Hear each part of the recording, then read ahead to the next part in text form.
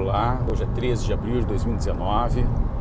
Eu tenho acompanhado o noticiário, como todo mundo do Brasil, e a principal preocupação de todos os brasileiros hoje é o sequestro da política brasileira, da evolução política dos brasileiros, da solução de todos os problemas maiores que enfrentam os brasileiros, que passam pela segurança pública, pela miséria urbana, pela falta de atendimento nos hospitais, pelo desvio de verbas que deveriam ser para a saúde.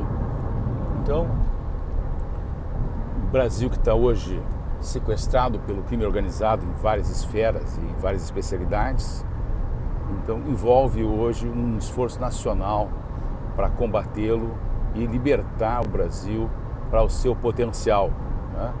Que é um potencial de muita riqueza, né? E de muito desenvolvimento. O Brasil já foi uma das nações mais ricas do mundo no período do Império e já teve um crescimento durante o século XX maior do que o crescimento japonês. Quer dizer, a economia brasileira sempre respondeu pela disposição industriosa dos seus cidadãos, até que o Brasil se viu aí sequestrado pelo crime organizado. E parece, né, em todos os indícios, que ele se encontra hoje encastelado nas instituições, inclusive ao nível da Suprema Corte. E os indícios são vários, né? Lógico, cada indício é específico para determinados ministros, né? Agora foi ventilada a corrupção provável, né, do ministro Dias Toffoli, que é o presidente do Supremo Tribunal Federal. Já há denúncias não apuradas contra o ministro Lewandowski, que já se comportou publicamente de uma forma completamente anticonstitucional, em pleno avião de carreira, ou seja, foi filmado, tem testemunhas e nada acontece para ele, né? Nós temos aí indícios de todo tipo de tráfico de influência exercido por ministro Gilmar Mendes, que há quem o considere hoje o inimigo público número 1 da população brasileira. Então, assim, a nossa pedra no meio do caminho é hoje o Supremo Tribunal Federal. Mas a gente não deve se iludir. Nós não devemos nos deludir, porque o Supremo Tribunal Federal, sem o apoio do Senado Federal, nada pode. Porque a Constituição estabelece que o correitor, né, o poder com condições de julgar, né, o Senado, o Supremo Tribunal Federal e cada um dos ministros é o Senado. E sem a cumplicidade do Senado Federal, o Supremo Tribunal Federal e os seus desmandos e a sua participação sua eventual participação em organizações criminosas não se sustenta. Então, né, a responsabilidade última continua sendo política, tá? Não se trata de que o Supremo Tribunal Federal seja inatingível, não, mas porque o Senado está omisso. Então agora houve a CPI da Lava Toga, eu achei o nome maravilhoso, né? Mas os fatos determinantes dessa CPI, como estão sendo divulgados, são basicamente de natureza de administração de decisões de uma forma personalíssima, que é vetado, né, pelo Estatuto do Direito. Não se deve fazer o bem ou o mal sem olhar a quem.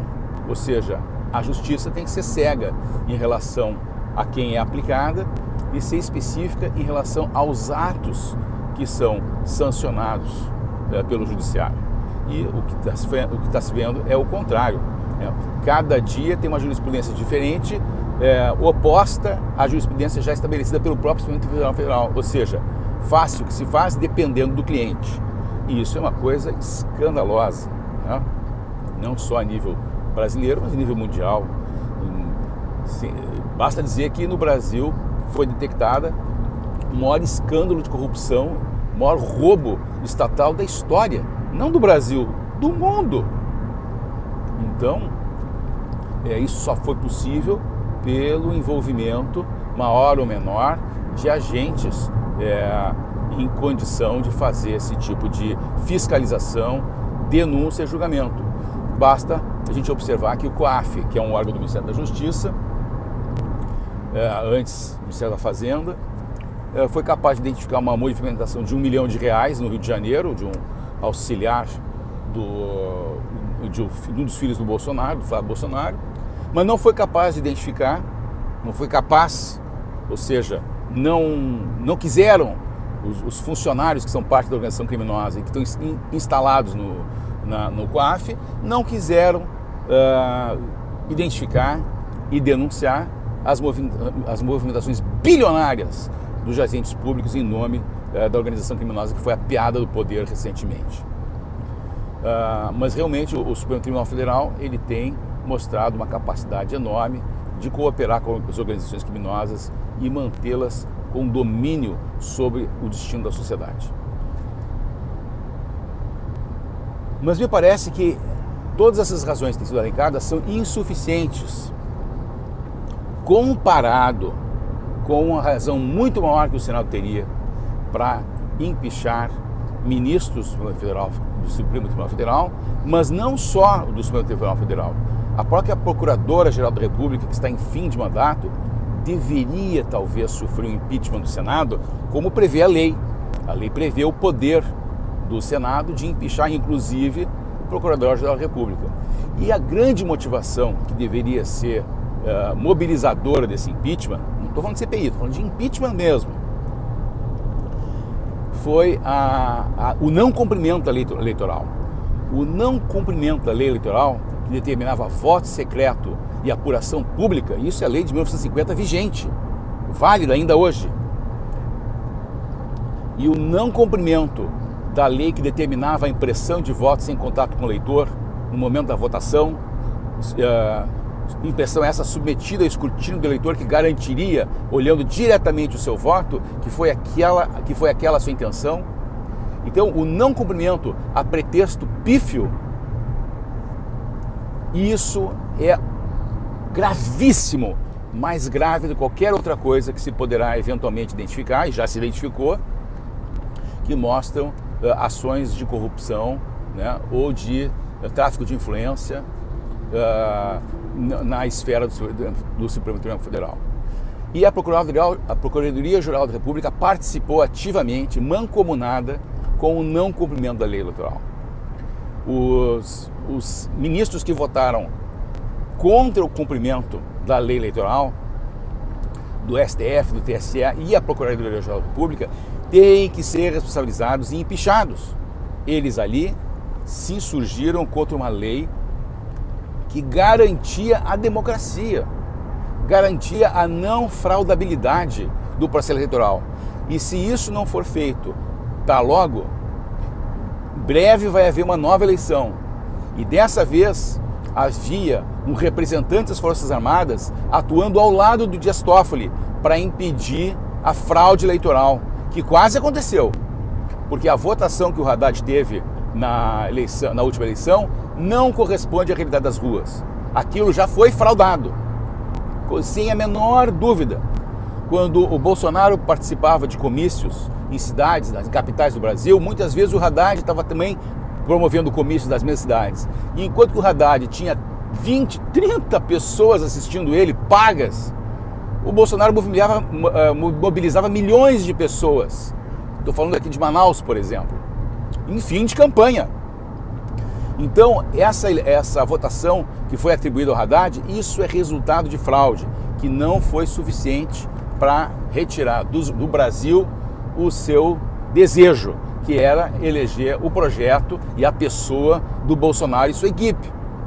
Mas o perigo segue à espreita e ele deve ser removido o quanto antes. Essa é a principal prioridade, a capacidade de manter em mãos de brasileiros a decisão sobre o seu destino.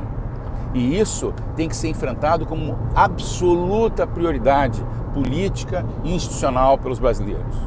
O Brasil não pode tolerar que uma Suprema Corte, o TSE, seja intermediário dos agentes de corrupção que querem determinar os destinos dos brasileiros.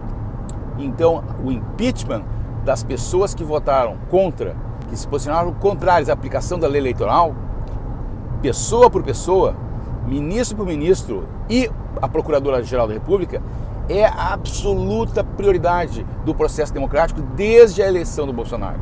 Ou seja, a grande ameaça que foi afastada pela posição dos militares junto ao Dias Toffoli, na minha opinião, eu não estava lá para saber, ninguém me contou, mas a configuração dos fatos permite formular essa hipótese, que a mim me parece muito forte, não pode passar em branco. Essa ação, ela é a maior prioridade. E o resto decorre. Porque se não houvesse esse sentimento de que nós mandamos no processo eleitoral, nós mandamos no Ministério da Justiça, nós mandamos na Polícia Federal, quem é que pretenderia participar do butim que tem sido feito sobre o lombo da população brasileira? Ninguém, porque saberia que mais dia, menos dia, a justiça chegaria. Mas a segurança de que eles lá em cima, no Supremo Tribunal Federal, não permitirão que nada aconteça nem a si mesmos, nem a seus pares, garantia que o roubo era tranquilo e compensa. Agora, já vimos que o Supremo Tribunal Federal não se mantém lá em cima sem o apoio do Senado. O Senado tem o poder de empichá-los. E a mim me parece que está comprovado que o Supremo Tribunal Federal tem um poder que é maior do que o presidente da República, é maior do que o dos políticos convencionais e não é eleito. O Supremo Federal não é eleito por voto democrático e eles têm um poder de determinar o que é e o que não é legal, o que deve e o que não deve fazer. Eles podem determinar fazer coisas, inclusive o presidente da República. Então, numa situação assim, o Senado, a população brasileira através do Senado, não pode abrir mão da correição contínua dos ministros do Supremo Tribunal Federal.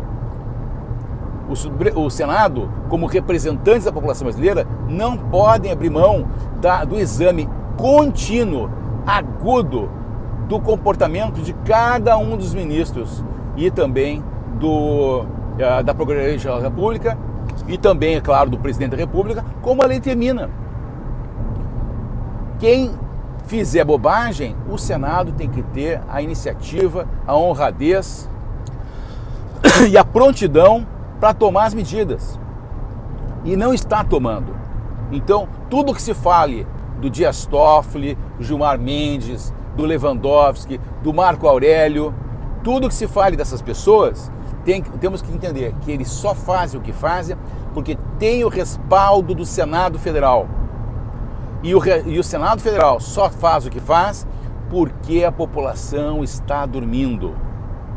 Davi Alcolumbre, que foi eleito como esperança da população, de ser parte do movimento de transformação do país, está se mostrando uma muralha de proteção da bandidagem. E quem protege bandido, bandido é. A população tem que começar a pedir a cabeça do Davi Alcolumbre.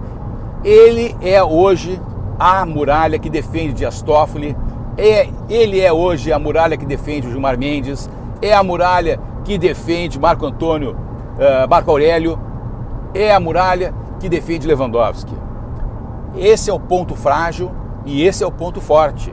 É ele que impede que o Senado se mobilize para discutir os procedimentos do Supremo Tribunal Federal. E é ele quem tem que estar do lado da população, promovendo o impeachment de cada uma das pessoas que hoje lesiona, atenta contra a democracia brasileira, que são os verdadeiros traidores da pátria. É isso, gente. Um abraço.